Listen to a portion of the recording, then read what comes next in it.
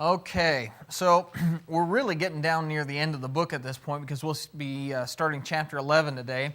So if you break the book in half, the first half was chapters 1 through 6, okay? And then let's see here, trying to remember which comes up. Yeah, second half is chapter 7 through 16. Couldn't remember whether I did the whole first section or not. Then in the first section, chapter 1 through what is the first section? 1 through 4, and what's it about? Division, okay? Chapter 5 through 6, I know you kind of get a cheat on that one, but 5 through 6 is about immorality, okay? Oh yeah, I've got these guys in here. Then, see, I'm just really letting you cheat today. Chapter 7 is about marriage, then chapter 8 through what?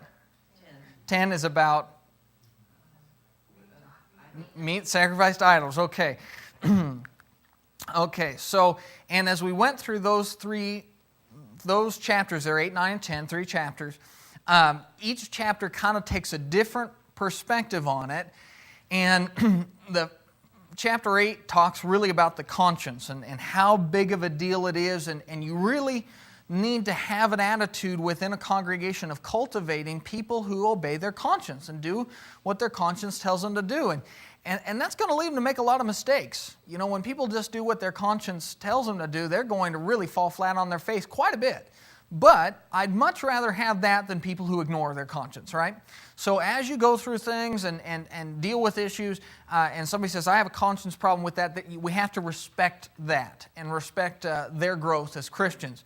Chapter 9 deals with the issue of freedom, because our tendency is to say, well, his conscience may have a problem with it, but I feel I can do whatever I want. Who's going to tell me I can't, right?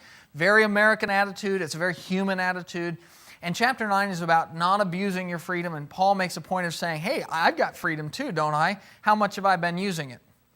He says, I just haven't been using it, and I gave up a lot of things to help you and help all mankind. Then chapter 10 deals with the fact that in these doctrinal issues you have really, on these issues where you have people disagreeing and good brethren on both sides, most of the time those issues come down to issues of wisdom, really, which is what's the best way to deal with a particular issue. And in the case of meat sacrificed to idols, yeah, on one hand, it's okay to eat the meat, but the brother on the other hand, what's he's focused on? He's worried about idolatry. And chapter 10 really points out to the stronger brother, now this guy's got a point in here. Now he's wrong on the issue of meat. You can eat it, but he does have a point that you shouldn't get near idolatry. Just draw that line of sand. Don't get close to it. Probably one of the closest examples we have in modern society today would be drinking, right? And of course you always get the argument, well, the Bible doesn't say you can't. And that's true, right? You know, you can bring up the verses, Timothy, take a little wine for your stomach, and so on and so forth.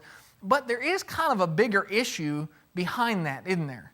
Which is, you don't want to enter that realm. You don't want to enter that world of bar hopping and drinking and drunkenness. You just kind of want to stay away from it. Flee idolatry, flee drunkenness. And so there's a wisdom issue involved there as well. So 8, 9, and 10 all deal with the same issue, which is dealing with disagreements over issues where we have multiple opinions on it. And of course, you know, kind of funny, you know, you talk about it, you say, oh, it'll never face our church, right? Where we have problems and disagree on how things are handled. Well, we do, right? And so as you go through life, you'll run into this. And so there's several things to keep in mind. Keep in mind your brother's conscience. Keep in mind that you're not abusing your freedom, taking that kind of don't tell me I can't kind of temper tantrum attitude. And am I trying to kind of sidle up to the line as close as I can? Oh, I'm not going to sin, but I'll just kind of pretend. Kind of like little kids, you know, when the parent says you can't touch them and they go, I'm not touching them, and they put it, you know, their finger like half an inch away from the kid's face. I'm not touching them, I'm not touching. That's what we do with sin sometimes if we're not careful. And so that's chapter 10. Now, chapter 11 through chapter 14 deals with worship. Okay, now this will really be our last big section. We're really close. I'd say we got about a month and a half left of class, really, at this point. And so as you deal with worship, you're going to deal with all sorts of myriad issues within the realm of worship. Chapter 11 that we're going to deal with today is going to deal with really one big issue, but it'll break up into two smaller issues. One is men and women's roles in worship. The other one will be taking the Lord's Supper. Men and women's roles is the one that the majority of chapter 11 is dedicated to. And the bigger issue is division within the worship service. In other words, we're just, and they're having division two ways. They're having division because men and women's roles are having division, and they're also having division because of rich and poor and prejudices and all sorts of things like that. But ultimately, it's going to come down to that idea of division within the worship services, within that assembly of Christians, Sunday morning, Sunday night, that sort of thing. And so that's where we're at, and we'll spend really the whole time in chapter 11 today. We might get into chapter 12, but I kind of doubt it. And then from there, we'll move to chapter 15 after we cover worship, and we'll go and look at the resurrection, and they had a problem. They didn't believe in the resurrection. And then chapter 16 is merely concluding remarks. Anybody have any questions on anything before we really get into the text? Okay. Well, then let's go over to 1 Corinthians chapter 11. Now, 1 Corinthians chapter 11, as we said, starts a new subject. He finished talking about doing everything for the profit of all men and being careful about how we treat one another and avoiding division and so on and so forth. And then chapter 11, he's going to segue from one to the other by saying, imitate me just as I also imitate Christ. Now, Paul had just told them, how do I act in terms of dealing with brethren? Do I abuse my freedom? He says, no, I'm a servant of all, so imitate me. So, okay, this last lesson we learned, we need to be servants. Imitate me, as I also imitate Christ. In other words, now Paul's going to say, now there's a reason I want you to imitate me. And that reason is, I'm imitating Christ. Now there's a very important lesson there in that, you know how we'll talk about Bible authority. And one of the things we talk about in Bible authority is we'll say direct command. If we have a direct command from God, then we need to obey it. And another is approved or apostolic example. Well, look at what verse 1 just says. There is a direct command to obey the example of an apostle, isn't there? Imitate me. That's a command. You imitate an apostle. You imitate the apostles as they imitate Christ. So is there ever a time where you shouldn't imitate an apostle? Yeah, one time. If they don't obey Christ. Now, think about this. There's one example that you can think of where an apostle didn't obey Christ. Peter. Yeah, now Peter's an apostle, and he's going to, Paul talk about in other areas where Peter wouldn't associate with the Gentiles when the Jews came around. Now, was that right or wrong? It was wrong. It wasn't what Christ would have done. And you could go back and you could say, well, what about when Thomas doubted? Thomas was an apostle. Should we doubt like Thomas did? No, that's not what Christ would have us do. Or how about how Peter told Christ to get behind, told Christ, no, don't, you won't die on the cross. Don't die on the cross. Don't say such things. And Christ tells him, get behind me, Satan. Don't do that. So you should follow an apostle's example unless you have a reason in the Scriptures to say, no, that was a bad example. Does that make sense? And that's always going to be context. And every time that they do something that's wrong, you're going to know it. Just like in the church, when you read through like the book of Acts, there are times the church does things right and there's times the church does things wrong. How do you know the difference? You look at the Bible. Yeah, the Bible will tell you when they did something wrong, and they'll be rebuked for it. And it'll praise them when they do stuff right. And so that's where we talk about that idea of approved example. It's an example that is biblically approved, and that's what Paul says. Imitate me as I also imitate Christ. In other words, if Paul at some point does something that Christ wouldn't do, then you don't pay attention to that. You pay attention to Christ.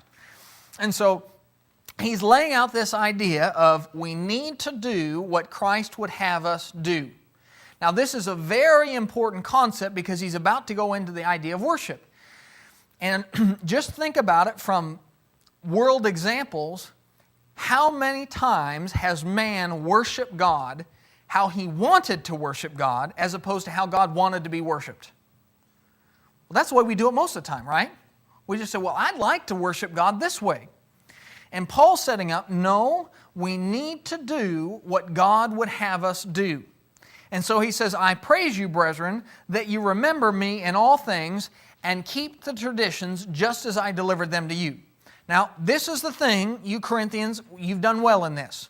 Whenever you kept what I taught you and worshiped God that way and obeyed God according to what you were taught, the traditions that were handed down to you by an apostle, you've done well. So you notice how he's setting up that authority idea? Saying, oh, you have done very well when you followed the teaching. And so whenever we talk about the idea of worship, really you can go back to this idea, which is, does our worship keep the traditions that were delivered to us? Does it keep the biblical traditions? Now, traditions sometimes can be a bad thing, right? Now, the Pharisees had traditions. And what did Christ think of the traditions the Pharisees had? He didn't like them a bit. He rebuked them for them. But where did those traditions come from? It came from men. A tradition is just something you repeat over and over and over again, kind of becomes part of your lifestyle. You're going to have holiday traditions, right? Everybody does. They have different things they do this time of year. And for birthdays, different people have birthday traditions, a certain song you'll sing or, certain kind of cake you'll make. And those are all traditions. It's something you repeat, and it's been handed down from one to the other to the other. Now, some of those traditions are very binding. In other words, people get real upset if you didn't follow that tradition. And others are just kind of a fun thing, like birthday cakes and so on and so forth. Now, here, when he talks about this tradition, is this just a fun kind of tradition, or is this a binding tradition? This is a binding one. So he says, when you worship God, I will praise you when you do it according to the traditions that have been delivered to you. So anytime we start to talk about the idea of worshiping God, we always have to ask the question, which is this a Bible tradition? Is this a Bible teaching, a Bible pattern? And if you don't find it in the Bible pattern, you ought not to do it. And so this is where we'll talk about things like, what are the different things that you see in the church as far as worship? Well, we see prayer, don't we? We see people praying. We see singing, don't we? That was something that you can see in your Bible as a tradition that was handed down. You see preaching and teaching. That was something that was taught and handed down. You see taking up a collection, right? First day of the week, 1 Corinthians 16, he'll actually cover that idea. Taking up that collection and contribution. Okay, so there's 4, and number 5 would be taking the Lord's Supper on the first day of the week. Acts chapter 20, verse 7. Those are all things that you can find in your Bible that the church did to worship God. Now, really, outside of that, you can't find anything. And so, whenever we say we need to worship in keeping the traditions, we need to be asking the question, what are the ones you find in your Bible? And if you find those, if you find it in the Bible as something the church did, then you should do it. And if you don't find it in the Bible as something that the church did, then you don't do it. Does that make sense? Just as simple as that. And so Paul says, I praise you for keeping those traditions just as I delivered them to you. Now, he's going to move from that, from praising them. Now remember, Paul does this throughout the book. How many times has Paul said, now I'm really thankful you do this right before he drops the hammer? He started the whole book out that way, didn't he? I love this about you. I love this, and now I've really got to give you some discipline here. But he's telling them, I am thankful for what you have been doing. But now what they haven't been doing is they've been having problems with the first thing here is men and women roles. He says, I want you to know that the head of every man is Christ, the head of woman is man, and the head of Christ is God. Now, just stop right there. 1 Corinthians 11, verse 3, just reading that in some circles would get me killed. There would just be a room full of women that would just, pepper spray me and kick me around and throw me out the door, just from that one verse. But when I read that verse, have I said anything that God doesn't say? So we have to understand right away that's what the verse says. It's not opinion. It's not anybody's point of view on it. It is what God says. I want you to know that the head of every man is Christ. So Jesus is the head of man. The head of woman is man, and so man's the head of woman. And the head of Christ is God. And so above all of them is God the Father. Now that's just what the verse says. Now if people want to get mad about it, they're going to have to explain how I'm saying something that's not there. Does that make sense? So, now the reason I go through all that is, whenever people start talking about men and women's roles, emotions run real high real fast, right? Always make it about the Scripture. I don't care what you think, and you shouldn't care what I think. We should care what the Scriptures say on the topic. Now, what the Scripture simply said there is a situation of submissiveness and responsibility between all four of those groups. Now, you could think of it as the woman has to submit to the man, and if you just put it like that and that's where you stop, that sounds real bad, doesn't it? Just like, women are lower class. And actually on AYP we had a question not too long ago where somebody talked about women being second-class citizens. And so if you stop right there, you can say that. But now, if I say man is subject to Jesus, does that mean that man is a second-class citizen to Jesus? Now, you could kind of make an argument there, right? Jesus is better. Okay, great. Now, let's go one higher. Jesus is subjecting himself. He's submitting to God the Father. Now, is Jesus second-class to the Father?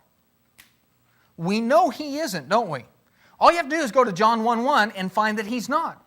In the beginning was the Word, and the Word was with God, and the Word was God. And so, here, what we're seeing is that this relationship between man and woman is the exact same relationship as the one between the Father and the Son. Now, the one between the Father and the Son, there is some obedience there, isn't there? Does Jesus obey the Father? Absolutely no doubt about it, right? In that Garden of Gethsemane, he said it as clearly as can be.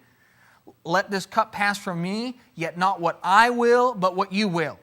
So he subjected his desires to the Father's. The Father told him, you need to go to the cross. Jesus said, I don't want to, but I will do it for you.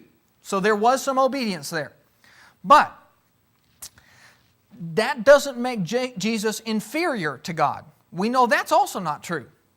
So just as Jesus is not inferior to the Father, you can't use this verse to say that woman is inferior to man, can you? Because if you're going to say that this verse makes women inferior to men, you're going to also have to say that Jesus is inferior to God. And so, really, all this is a relationship. You notice how I have an arrow going up and an arrow going down for each of those? There's a reason for that.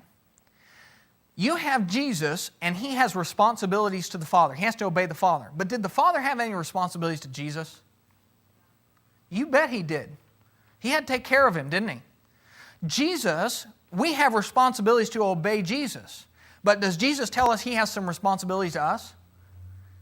Absolutely. Now, he's the one in charge. But you know what? A lot of times being in charge ain't all it's cracked up to be, is it? Being the boss does not always mean life is easier. And so, give you some examples you can look at and you say, well, parent and a child. Now, a child has to be obedient to a parent. Scriptures are clear on that, right? Children, obey your parents. But does that mean the parent is better than the child? No, absolutely not. Matter of fact, many times children grow up to be a lot better than their parents, right? So, this is a submitting relationship, the child submitting to the parent, but really of the two, who's got the bigger responsibility, the parent or the child? You just ask any parent, they've got the bigger burden, right? Every parent knows that.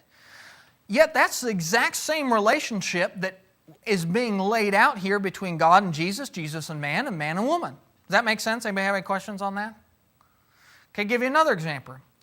You have an employer and an employee. Well, an employee has certain responsibilities to submit and obey their employer, correct? But the employer also has responsibilities, don't they? They have to make sure that paycheck shows up on time. They have to make sure that they they fulfill their end of the contract, whether it be providing health insurance or days off or all sorts of various things, and that employer is beholden to make that happen. And if you've ever been an employer, run your own business or something like that, you ask somebody who's self-employed how big that burden is on them to make sure that everybody gets their paycheck. That's a huge weight on your shoulders. So an employer and employee, you look at those two, both have responsibilities to each other. And once again, who's better? Who's a better and more valuable and important person, the employer and the employee? Can you say that one is more valuable as a human being than the other? No. It's just a relationship between the two, just like parent and child. Another one is Christian to Christian. Now, Scriptures say that we need to subject ourselves to one another. So here it is. I have a responsibility to subject myself to what is in your best interest, and you actually have the responsibility to do the same thing for me.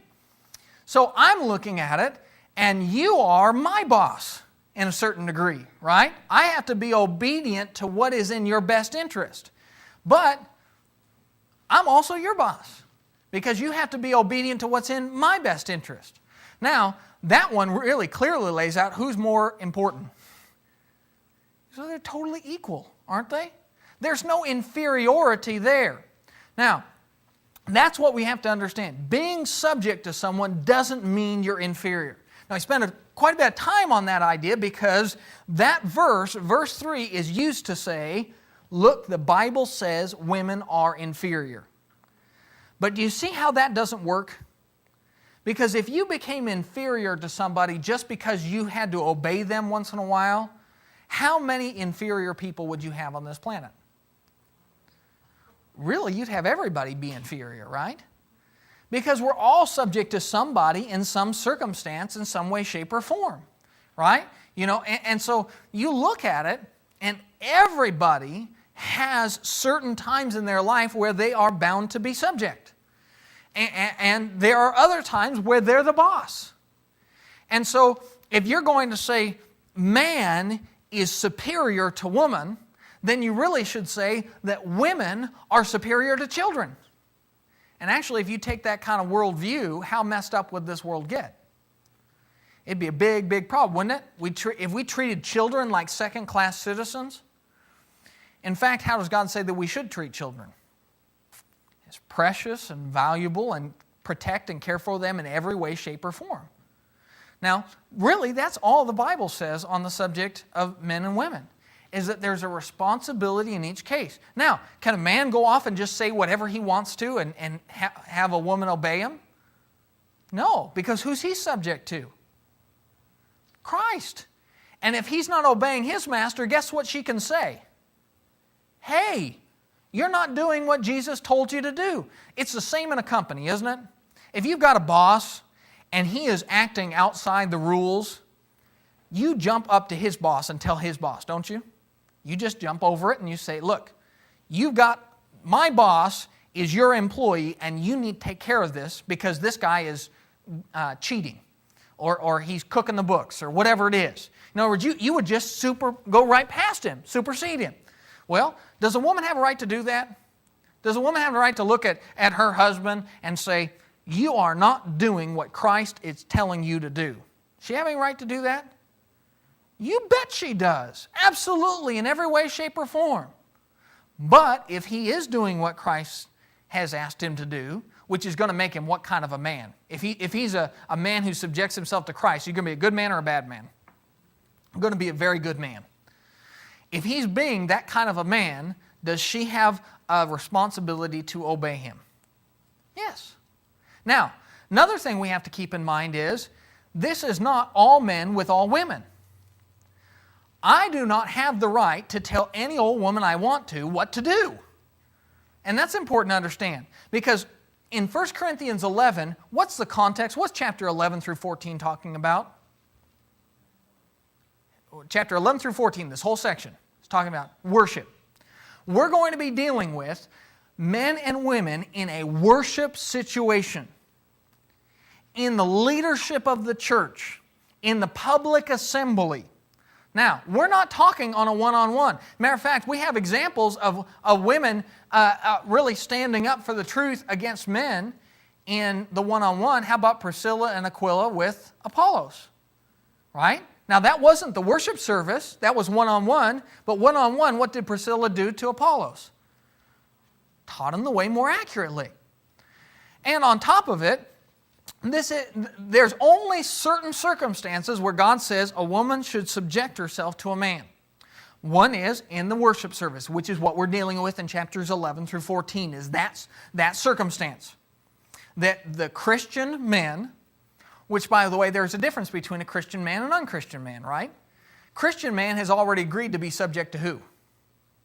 To Christ. So there's rules in place. An unchristian man, he's not bound by those same rules, is he? So one circumstance is women in the church, Christian women, have agreed to subject themselves to Christian men in the area of worship. And another area you read about in your Bible where women are subjecting themselves to men is in the marriage circumstance. Now, in both those circumstances, both those times, in the worship and in marriage, does the woman have a choice? She most certainly does. If she's a part of a church where she feels that the men are leading it unbiblically, what can she do? She walks. She votes with her feet. She has every right to do that. She should do that because the Scriptures say that you should work out your own salvation with fear and trembling. She's got a responsibility to do that. Got a question to ask your preacher about a woman and she's married and her husband's attending over at, I think it's a Methodist church, and she's been reading through Ask Your Preacher, and I just bring this up because it's kind of interesting because it matches what we're covering here. And she says, I go to this Methodist church and they're not teaching Bible and it's just a social club. Now my husband wants to stay, but I know it's not from God. I want to go to a church, actually a church that we've recommended that she go to. But would it be wrong for me to go without my husband? Now, think about it. This one's got the double whammy, doesn't she? She's got to be subject because of the worship services, and it's her husband too. Guess what we told her?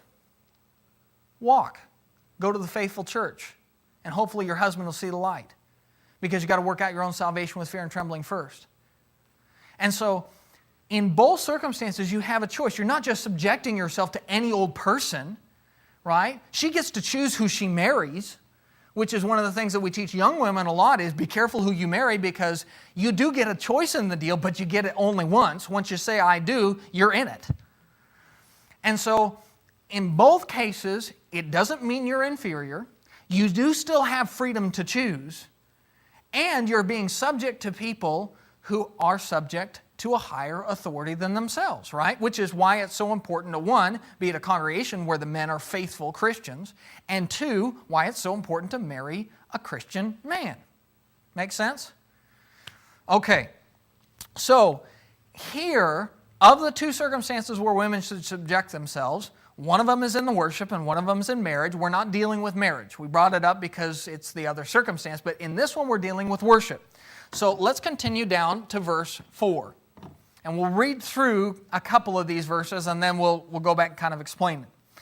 So, every man praying or prophesying, having his head covered, dishonors his head. But every woman who prays or prophesies with her head uncovered dishonors her head, for that is one and the same as if her head were shaved. Now, so what's the context? What are we talking about? When we're talking about honored and dishonored, we'll talk about the hair thing soon enough. But what's the action that they're doing? Praying and prophesying. We would say teaching because we don't have any prophets anymore. So here it is, we're dealing with worship, aren't we? Prayer and prophecy. Worship. So if a man prays with his head covered, he dishonors his head, and if every woman who prays or prophesies with her head uncovered dishonors her head, for that is one and the same as if her head were shaved. For if a woman is not covered, let her hair also be shorn, but if it is shameful for a woman to be shorn or shaved, let her be covered. For a man indeed ought not to cover his head, since he is the image and glory of God, but woman is the glory of man. For man is not from woman, but woman from man. Nor was man created from the woman, but woman for the man. For this reason, the woman ought to have a symbol of authority on her head because of the angels. Now, I told you I would read a bunch and then we'll go back. Here's the deal. What he's going to be talking about is length of hair. And he's going to point out farther down that the length of your hair, that your hair was given to you as a gift of God. In other words, God made people a certain way. And as long as you go back through time, this is just kind of a natural example of how life works. As long as you go back through time, as far back as you go, men have always had shorter or longer hair than women. It's always been shorter. And women have always had longer hair than men. Now, that's just a reality. You say, now why is it that way? It is that way because God really built it into us. It's just always been that way as far back as Adam and Eve. It's just as simple as that. It's like saying, why is it that what up goes up comes down? It's gravity. It is. You accept it. It's just part of life. It's not going anywhere. It's just a natural example. Now, this is the same idea as when Christ would give parables of seeds and things like that. And he'd say, you plant a seed and the seed goes in the ground and the seed dies and out comes the plant. And he'd use this physical thing to point out an idea. Now, that's what Paul's doing. He says, everybody understands that in general, women have longer hair, and in general, men have shorter hair. Now, there are people who break those rules all the time, right? You'll see it, where men have long hair and women have short hair. But in general, that's the way it's always worked. And he says, now there's a reason for that, and that reason is that God gave that covering to a woman to honor her. And let's see here. Go down to verse 13. Judge among yourselves, is it proper for a woman to pray to God with her head uncovered? Does not even nature itself teach you that if a man has long hair, it is a dishonor to him? But if a woman has long hair, it is a glory to her, for her hair is given to her for a covering. Now, when he says, does not even nature tell you, his point is, just look around, isn't this the way things work? That's a way of saying it. Now, how often do you see guys going around talking about how great and wonderful their hair is? And all different guys petting through each other's hair and just saying it's wonderful. When was the last time you saw that?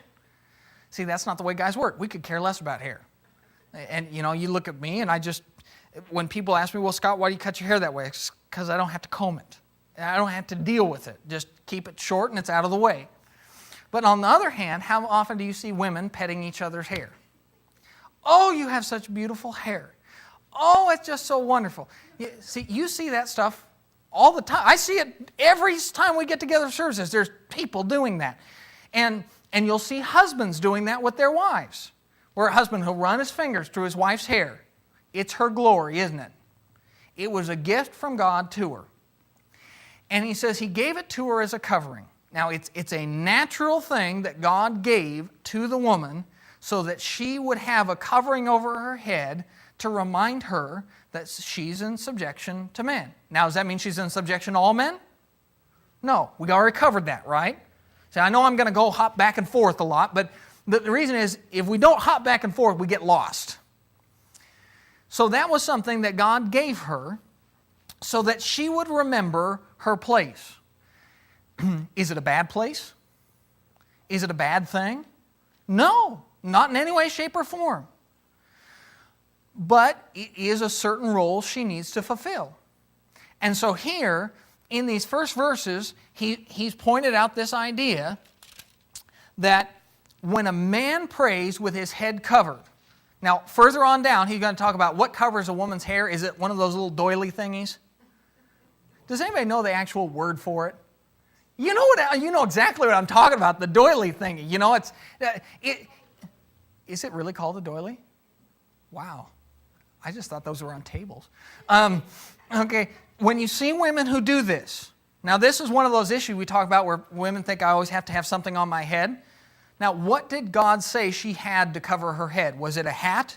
Is it a hat that makes her head covered? It's her hair. That's what it says down there in verse 15. So God gave her that long hair. That's her covering. Now, that's a natural covering. People say, well, what happens if a woman gets cancer? What happens if she loses her hair? And so on and so forth. Yeah, you have to deal with those things there, but frankly, in general, let's talk about in general, when a woman loses her hair because of chemotherapy, what does she do? She puts a scarf over it. She'll get a wig. She will artificially cover her head. Now, now, I'm not telling you something that they've been told to do, because every once in a while you will see a woman who's had chemotherapy and she just walks around bald. But why is it that the majority of women, when they lose their hair for one reason or another, will put an artificial covering on? I mean, we're vain. No, I'll stand up for the fair gender there. It says, does not even nature itself. It's built into you. It's just naturally built into you. So naturally, God said, I gave them longer hair. And men naturally don't care about their hair. We don't have that. I'm not saying men don't care at all, right? You know, I'm probably over on one end of the spectrum, you know, where I don't care one whit. But guys care, but in general, how much do guys care about their hair compared to women? How many guys' hair products are there compared to the women's hair products? Right? You know, I'm just talking about natural things, right? Men, it's built into us that it doesn't matter. It's just not that big of a deal to us. And it's by God that is that way. Because He said, I gave it as a physical symbol so that men would understand that they are to be the leaders. They are to be the leaders in the church. They're supposed to have their head uncovered. The idea is just stand up and speak what needs to be said. That's their responsibility, to lead. And you think about it. What happens when you have a congregation full of men that won't lead? It goes real south real fast, doesn't it? A bunch of coward men. Horrible, horrible situation. So God has built it to remind men, you have to be, the provider in your family, in your marriages. And in the church, you need to be the guys who you are leading, and you're setting a tone and making sure those leadership decisions are made. That's a physical reminder that God has given society and all of mankind. And also the same with women. Giving them that longer hair, which is your glory. And He gave it to you to remind you that it's not your job. It's not your responsibility. And it's just the exact same thing like you take any of those other relationships, an employer and an employee. It's not the employee's job to make sure that the business sinks or fails, is it? All they have to worry about is doing their part within the company. And the employer has to worry about the rest of it. It's not a child's job to make sure that the bills are paid. The electric bill is paid and the lights are kept on. That's the parent's job. Everybody in these kind of relationships have different responsibility. So God says, I gave this to women so that it would be their glory and so that they would also realize that they don't have to worry about that. That's not your responsibility. Now, women have a lot of other responsibilities, don't they? Just a zillion different things. I've never seen a successful congregation that had lazy women in it. It just doesn't happen. How many things would just simply not happen if women weren't working? Women weren't teaching other women. Women weren't teaching the children. Women weren't organizing the social events. If you give a guy a choice between sitting there and doing nothing or putting together a party, so that everybody can spend time together, we'll just all sit there and do nothing. And so how important is social interaction within the church? You show me a church where they don't interact with one another on a social level, and I'll show you a dead church. Well, who primarily is taking care of that? It's the women. But it's a different role. It's a kind of behind-the-scenes sort of role. And so Paul is simply saying God designed it that way. Now, the truth is if we accept that God designs things a certain way, and we just accept that we each have various roles, whatever those roles may be, and we do those roles, guess what happens? Things work better, right? And so, once again, you go through this is not a statement about whether men are better than women, is it? It's just a statement about roles. So, the next question you run into is, he talks about short hair and long hair. Now, when you're dealing with women, you say, well, what constitutes short hair? Because how many people have ever heard a woman say, oh, I just got a shorter haircut? They get all the time, right? If you get 1/8 of an inch, if you go to get your hair cut, well, I don't even have to give a measurement. If you go to get your hair cut, what do you walk out of the stylist with? Shorter hair, right? Otherwise, why are you paying them? That's their job. So when the scriptures here say short hair is a dishonor to a woman, and long hair is a dishonor to a man, we have to start saying, what do we mean by that? Now, this is where you get into all sorts of arguments, isn't it? Because one person says, that's short hair, you're sinning, and another person says, no, that's longer hair. The reason is it's a relative term, isn't it? Shorter compared to what? See, if you go through Monroe and you see a 3-story building, you'll say, that's a tall building. Tall compared to the other buildings in Monroe, right? But if you went to New York City and saw a 3-story building, well, guess what you'd call it? You'd say it's short. It's a short building compared to the other buildings in New York City. So short and tall, just like small and big, any of those kind of comparative terms is always in comparison to something else. So let me ask you, in the context of here, short is a woman having short hair is in comparison to what? Men. There's the key. And a man having long hair is in comparison to women. Now, if you've not noticed, hairstyles and hair lengths change through culture, don't they? Different societies, through times, just different generations, have different styles of hair, lengths of hair, so on and so forth. There are times in the history where if a woman had her hair to here, it would be considered short. Now's not that time. So whenever you talk about it, you're talking about a relative term in relationship to the opposite gender.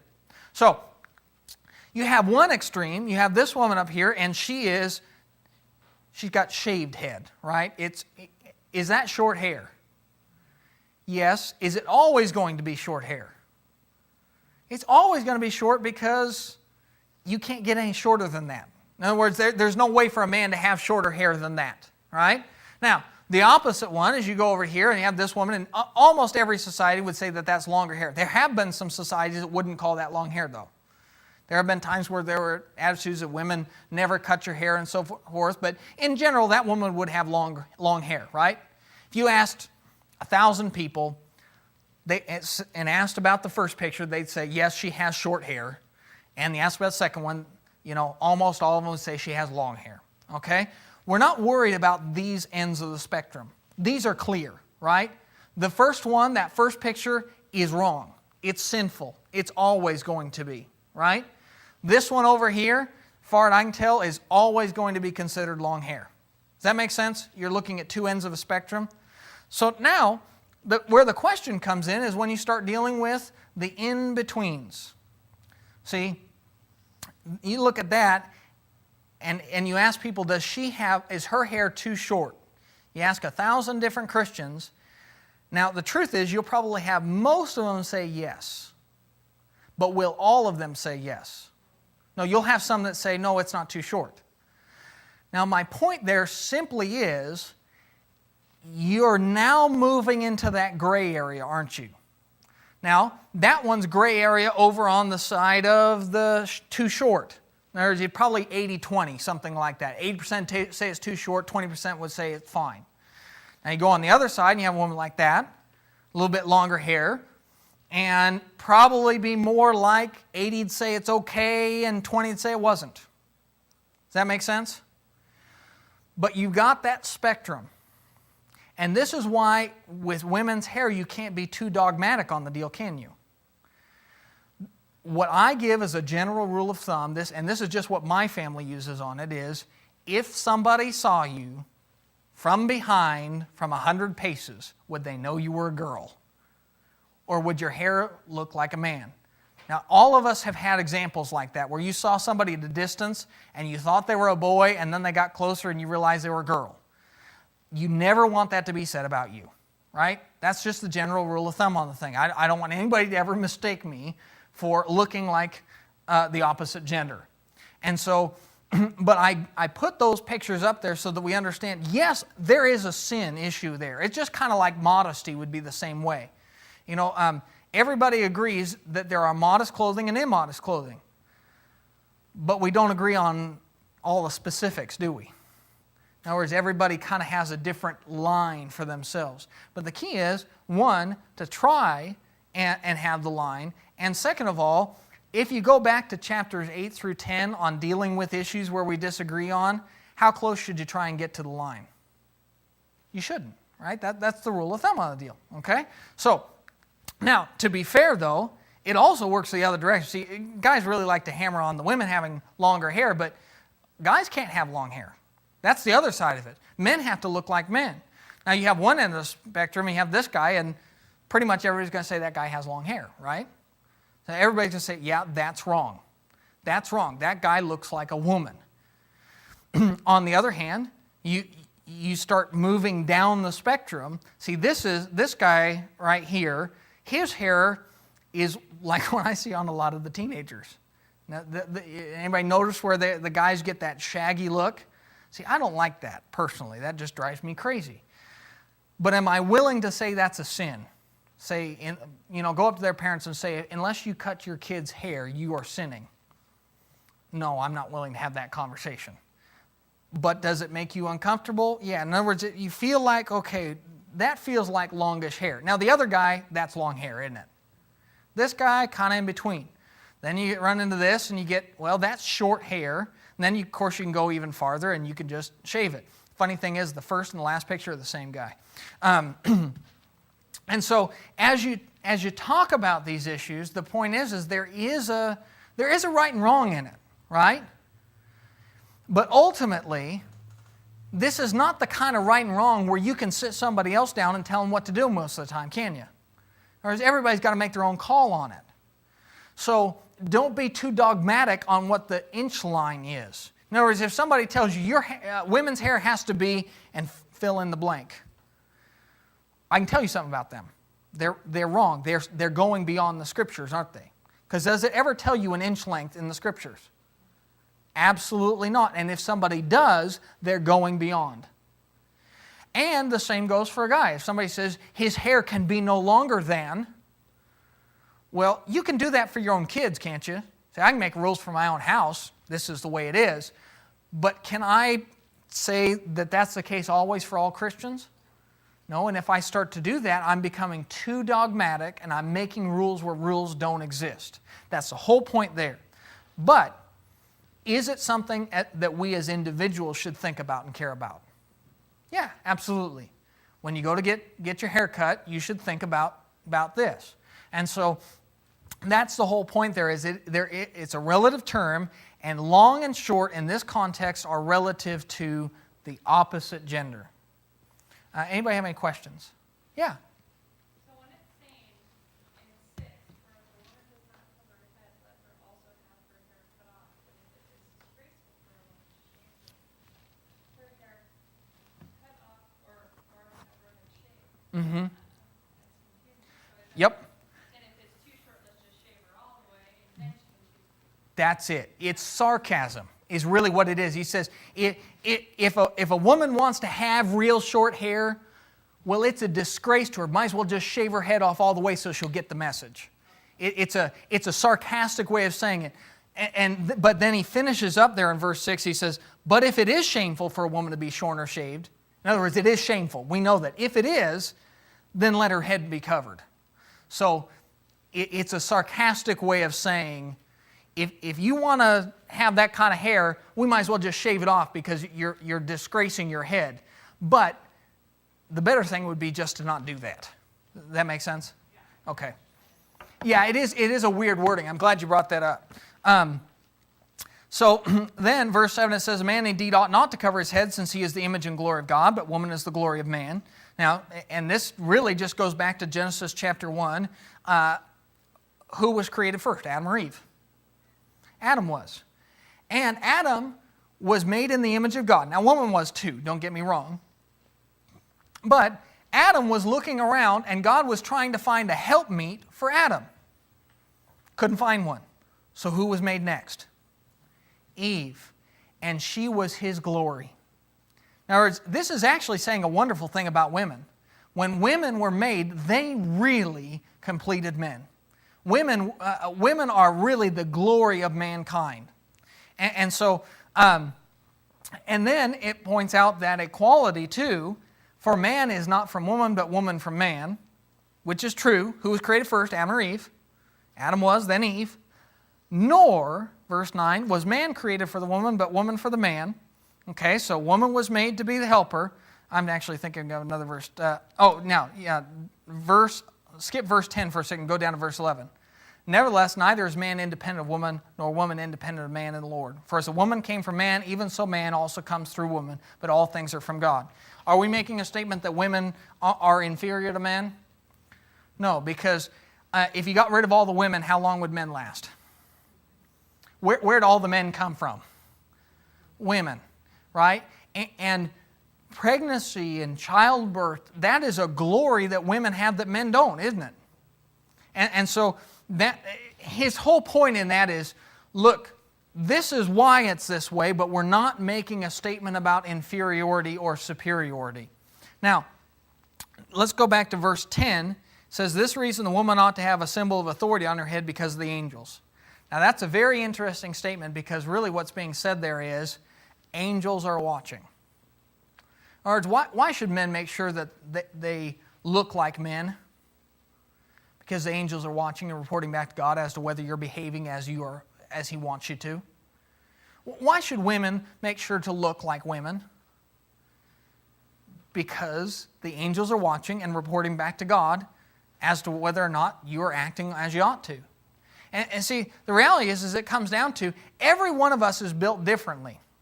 And everybody has a role to play. And we either accept that we're made the way God made us and we do the best to become the best person we can within the role the Lord has made for us, and the angels report back and say they're faithful, they're working, they're doing their part to be the best person they can be, or they're not working. And you think about it, really, when we get to heaven, are you going to have to worry about the gender thing anymore in heaven? Scriptures say you won't. So what's the whole point of the whole men and women thing, if it's all going to go away anyways? To teach you. It's the same as why are some people made poor and some people made rich? When you get to heaven, there's not going to be rich and poor, so why even have it at all? Well, you're going to learn something from living a poor life, aren't you? You may learn something from living a rich life too.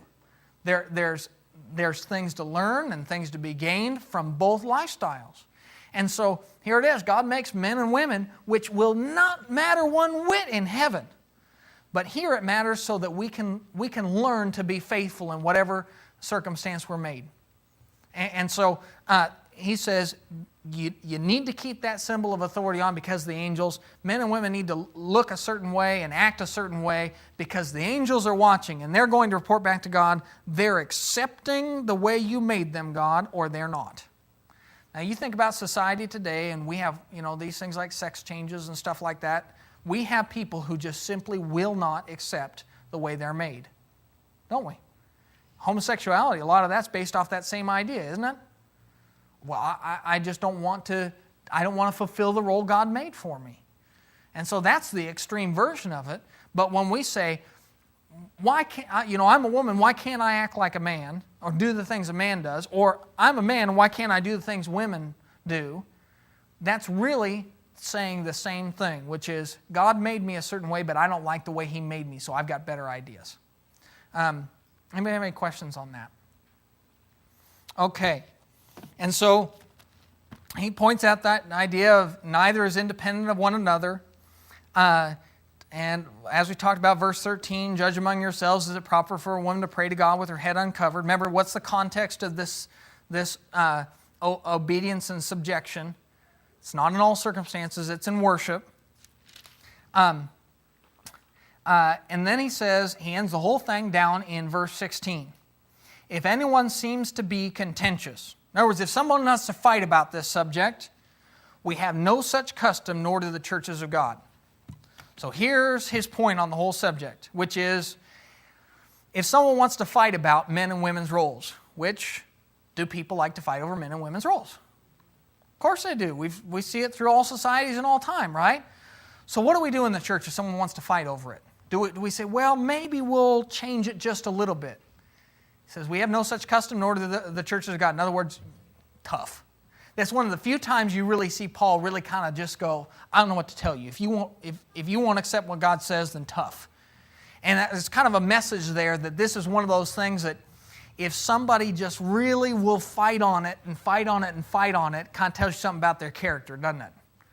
There's not a whole lot you can do. If somebody wants to be contentious, we have no other custom. Just deal with it. It is what it is. Okay, any questions on that? Okay, then we'll stop there. We'll pick up in verse 17 next week, and we'll finish up chapter 11.